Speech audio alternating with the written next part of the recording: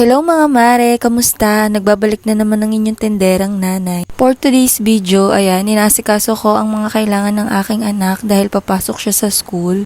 Nagmamadali nga ako magplansya dito mga mare. Hindi ko ba naman naasikaso kahapon, sobrang busy ko, sunod-sunod yung mga ahenteng dumating. Syempre, bilang nanay, kailangan pa din nating isingit to kahit sobrang busy natin at hindi naman tayo papayag na gusot-gusot ang kanilang uniform pagpapasok sa school. Ayan, kinukulit pa nga ako dito ng aking anak, bilisan ko daw dahil tatalian ko pa yung kanyang hair. Nako mga mare, hindi po mapapayag yan ang papasok sa school na hindi ko natatalian. Kaya kahit anong busy ko, ayan, talagang isinisingit ko siya. Pero hindi naman tayo nagre-reklamo mga mare dahil paglaki naman ng ating mga anak lilipas din to dahil hindi na sila magpapaasikaso. Sasabihin nila, sige mama, kaya ko na, wag mo na akong intindihin.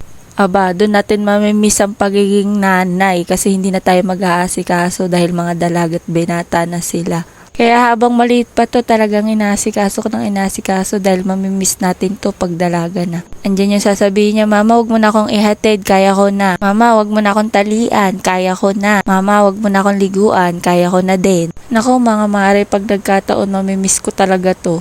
Kaya habang maliit pa, sige lang, asikasuhin lang natin ang asikasuhin. Medyo nararamdaman ko na nga mga mare ang paglaki niya kasi kaya niya na magsapatos mag-isa.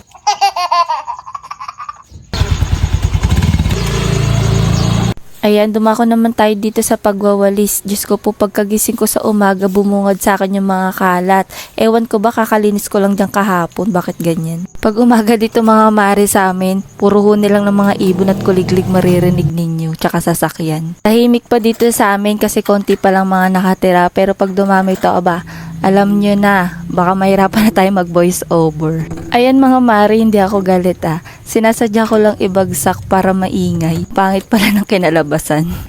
Ito at nakabalik na si Joshua. Ito mga mare, sinong relate after ng pag-asikaso sa anak, tsaka kung ano-ano pa, tsaka pa lang tayo makakapag-almusan. Minsan pa nga hindi na Mga mare, dumaka naman tayo sa pagluluto ng pananghalian at bawal magutom, marami tayong tinatrabaho, aba.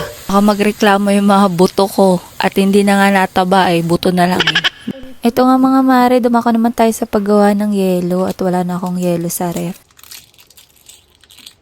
Sinong relate dito mga mare? Sa ilalim ko siya ginugupit instead sa ibabaw. Diba mas madali naman kasi talagang kumuha ng ice bag kapag doon natin ginupitan sa ilalim.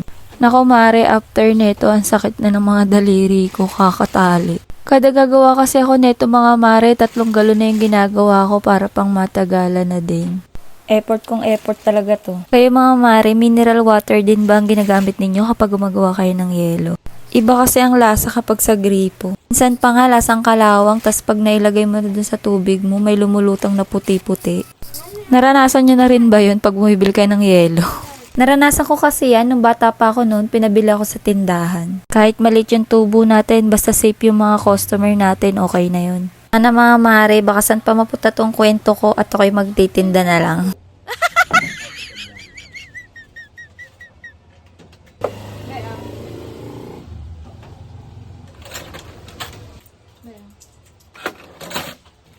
Ay, akala ko tapos na, may bumili lang pala saglit.